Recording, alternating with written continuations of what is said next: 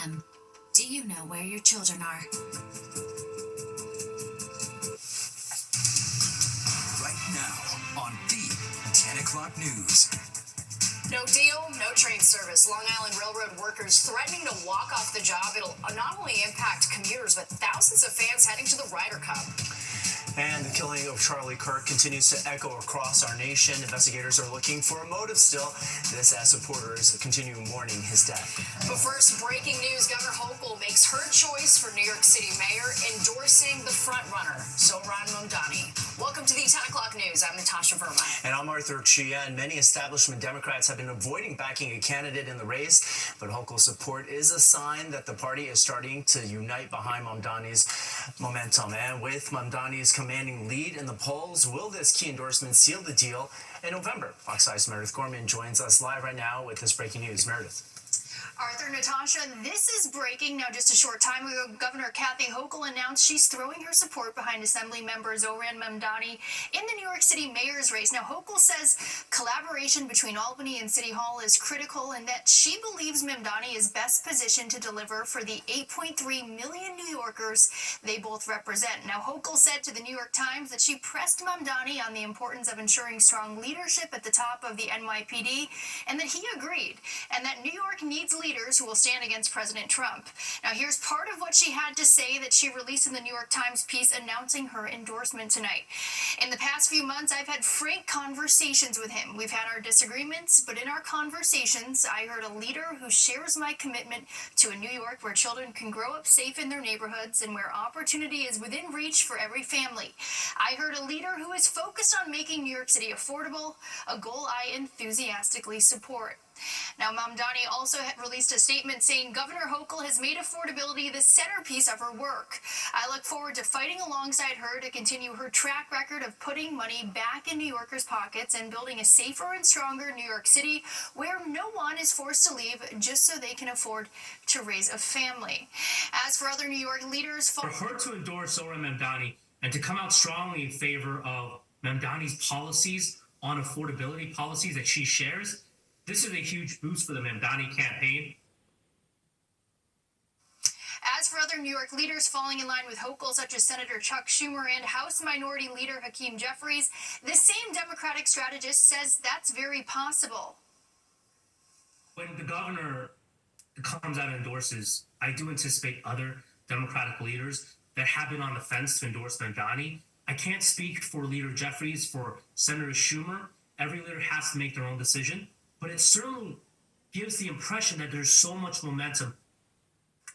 Mamdani has been leading the polls ever since he won the Democratic primary, and he's considered to be the clear frontrunner to win City Hall. Now, Arthur and Natasha, back over to you guys. All right, Meredith, thanks so much. And the Adams campaign reacting and addressing new rumors about the mayor dropping out of the race. A spokesperson using an expletive to describe the situation, writing in part, quote, "These lies are being spread by desperate opponents who can't match the mayor's record, his campaign energy, or his support across the city." As for the Republican candidate, Curtis Lewa's campaign issuing a statement writing, quote, "The worst governor in America just endorsed the worst candidate for mayor. They deserve each other. New Yorkers see through the backroom politics and know Curtis Lewa is fighting for them, not the insiders." Now, Fox 5 has reached out to the Cuomo campaign as well for comment, but have not heard back yet. They are touting today's endorsement from Bishop Calvin Rice, endorsing Andrew Cuomo for the mayor of New York City, the pastor of the New Jerusalem Worship Center, saying the city needs unity and leadership that gets results. And for in-depth analysis on the race for mayor, you can tune into Politics Unusual with Morgan McKay Fridays at 6:30. And also watch Battleground NYC, The Fight for Your Vote, weekdays at 11 p.m. Utah's governor divulging new information about the investigation into the killing of Charlie Kirk. Authorities are not ready to discuss a possible motive in the case, saying the suspected shooter, 22-year-old Tyler Robinson, is not cooperating.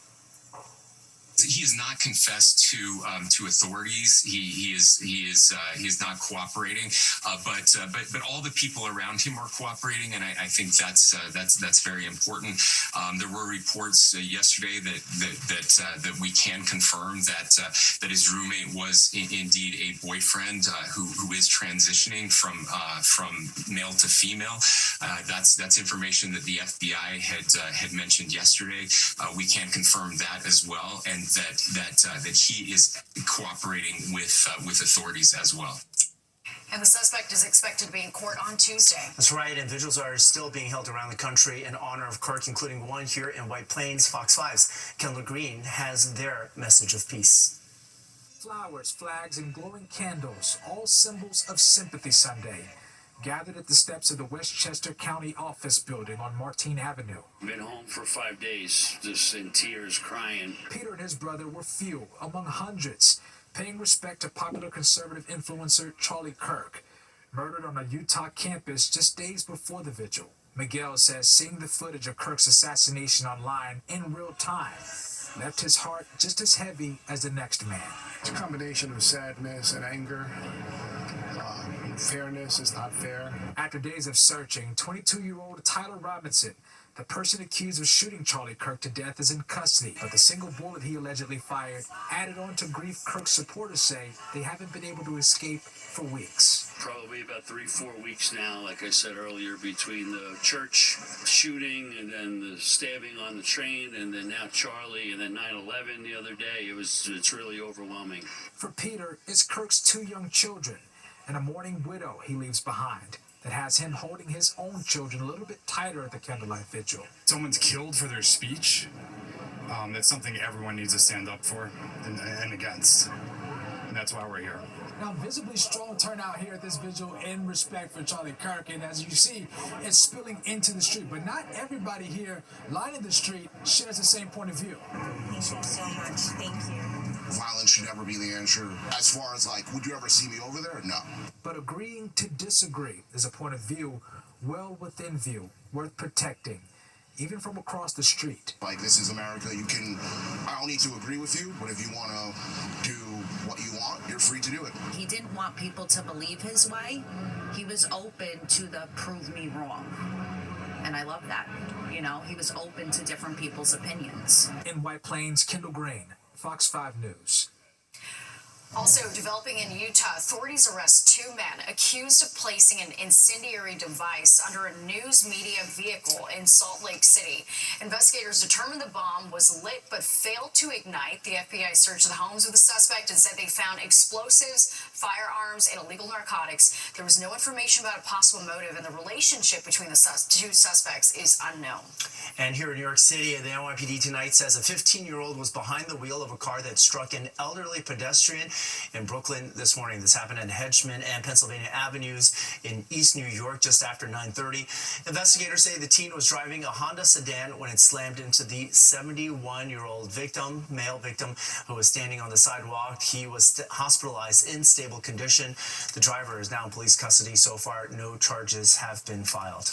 Secretary of State Marco Rubio is in Israel. He and Israeli Prime Minister Benjamin Netanyahu toured the Western Wall today. This is the Israeli military intensified attacks on northern Gaza. Before his visit, Rubio said he would seek answers from Israeli officials about a path forward in Gaza. Now, this follows Israel's attack on Hamas leaders in Qatar last week. That attack upended efforts to broker an end to the war in Gaza. This visit here is a testament to the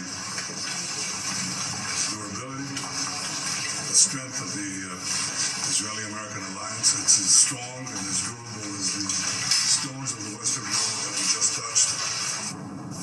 Rubio's visit is also a show of support for Israel before the United Nations holds a debate next week on creating a Palestinian state, something Netanyahu strongly opposes.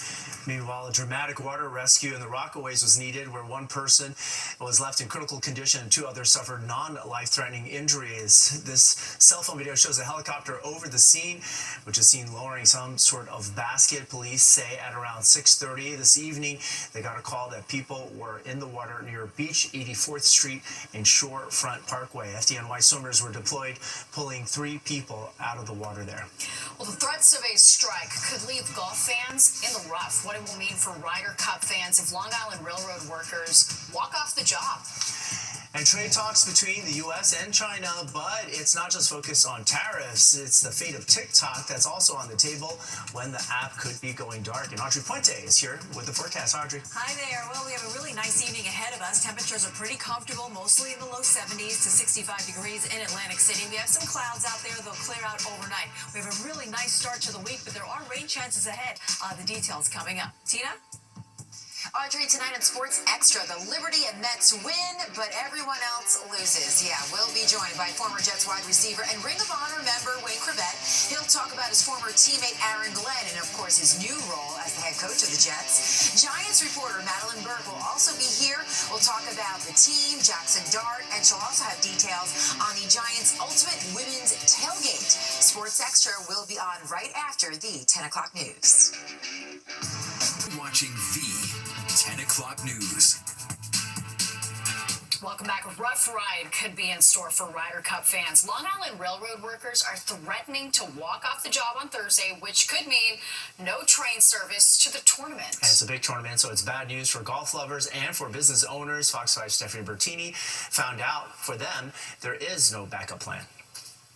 The possibility of a Long Island Railroad strike is a big deal in Farmingdale, Long Island, for more reasons than one. I commute into work, so it'd be a nightmare. The strike, especially with the Ryder Cup coming in town too, it's nuts. It'll be a mess? Yeah, I think it very much is going to be a mess. The 2025 Ryder Cup will take place on the Bethpage Black Horse in Farmingdale, and if you're taking public transit, the Farmingdale Railroad Station is the stop.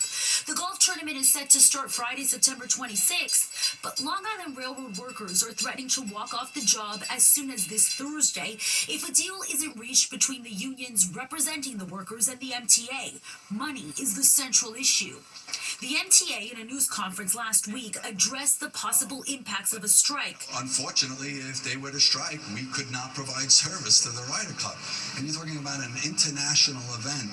Does the union really want to disrupt that and have that on their heads, that they caused Long Island to miss out on this huge economic boom? In a statement, a spokesman for the 5 unions said, "What we're asking for is exceedingly reasonable, essentially maintaining the status quo while accounting for inflation. Management has spent more time talking to the media in the past 2 weeks than they have spent at the bargaining table in the past 2 years."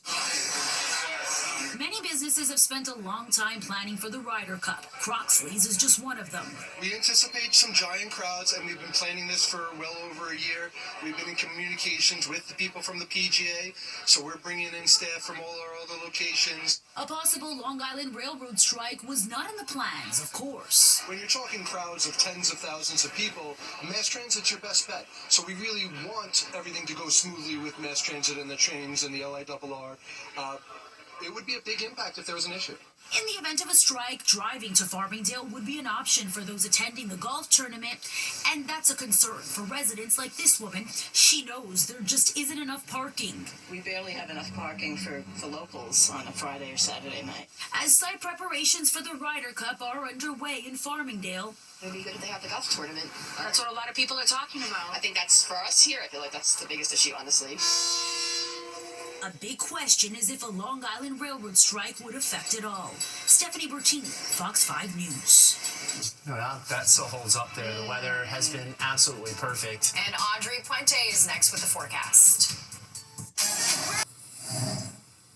A Times Square takeover this weekend for the third year in a row. The Amateur Athletic Union and the NYPD sponsored a massive 3-on-3 basketball tournament. 8 half courts were set up on Broadway between 45th and 48th Streets. The tournament is part of a AAU Cares and helps showcase the talents of boys and girls from 2nd through 12th grade. What a cool experience right there in the middle of Times Square. Right, it was so iconic to play there. Audrey Puente is here with our forecast, and it feels like there have been so many outdoor activities, and none of them have had to be put off or anything like that. Right, It's such a good strike. There were a lot of folks enjoying the weather this weekend. It was definitely a time to do so because the weather was so beautiful. In fact, today it felt a little bit like summer with 81 degrees. It is still officially summer though. 81 was the high number in Central Park. I saw a lot of folks tanning in the park there earlier today. 77 is the average high, so we were above that. The record high in the state, 93 degrees. That was back in 1931. So we have some cloud cover out there right now, but the clouds will be clearing out overnight. We'll have a beautiful start to the week here.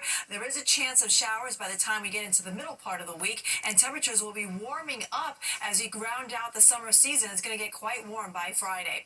Right now, we're at 65 degrees in White Plains, 62 in Poughkeepsie, cooler in Monticello with a temperature of 59. We're still at 70 in this park, 72 at Newark, and 67 down the shore in Belmar. Our winds are nice and light. They'll stay that way for the rest of the evening. Not much is happening on the radar. We were rain-free all weekend long. We'll stay that way for tonight and tomorrow as well. There's a couple of clouds kind of skirting our skies tonight, and they're on the northern fringe of an area of low pressure that's down to our south. So those clouds are creeping up from that direction here, but we're mainly clear in places north of the city, like into the Hudson Valley and upstate New York. There is a cold front also in our vicinity, but it's really not packing much of a punch, and it's actually going to dissipate as we move through the overnight here. There's also another frontal boundary to our west. It is producing or helping to produce some strong storms around the northern plains tonight, but this is the area that we're watching here for our region. This area of low pressure is actually going to be hovering around the mid-Atlantic as we go into the next couple of days, and it's going to kind of meander around the mid-Atlantic just to our south, but we're going to be on the northern fringe, and that's why we'll see some cloud cover kind of spill into our region, and we'll also see the chance of a couple of showers, especially across central and southern New Jersey. All right, here it plays out on our futurecast. Tonight, nice and quiet. We're going mostly clear. We wake up with that stationary front still in place, but it kind of fizzles out. Clouds start to increase as we go through the day, so by lunchtime, we'll start to see a few decorating the sky.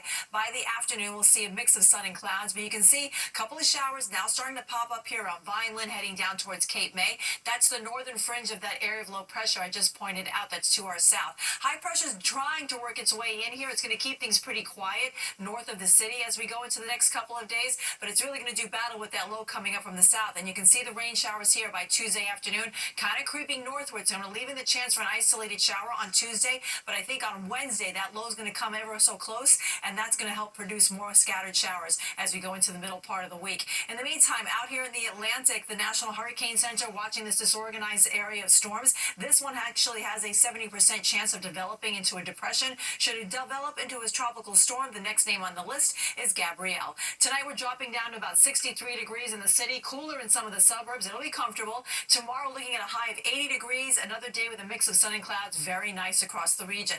Tuesday we could see an isolated shower. I think there's a better chance on Wednesday, and then once that system kind of passes out or passes through our region, we should be heated up.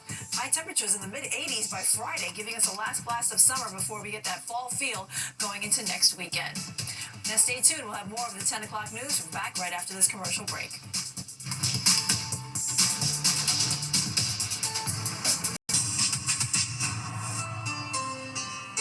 Time now for a look ahead at some stories happening this week. Luigi Mangione could learn his trial date on Tuesday. The accused killer of United Healthcare CEO Brian Thompson will be in court.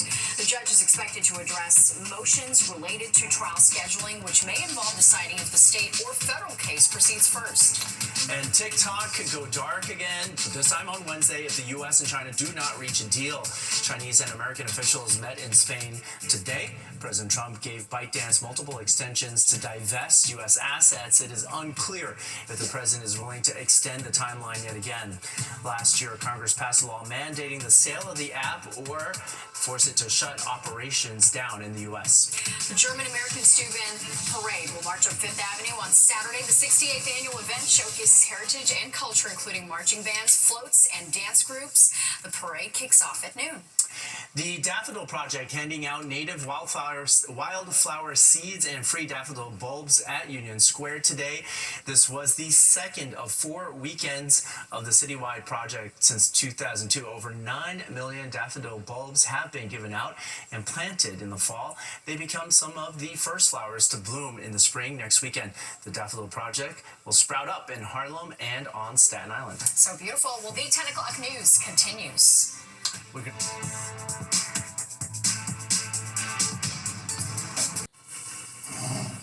Welcome back, Brian Potter. Look who is that? All right, it's gone to the dogs. The AKC Museum of the Dog hosting its 3rd annual Paws on Parade, and this year Arthur, I had the honor of being co-grand marshal with my dog, Duchess. She's been waiting for this moment all her life. She's got friends in good places. Yeah. Natasha Alphonse is the media partner of the American Kennel Club.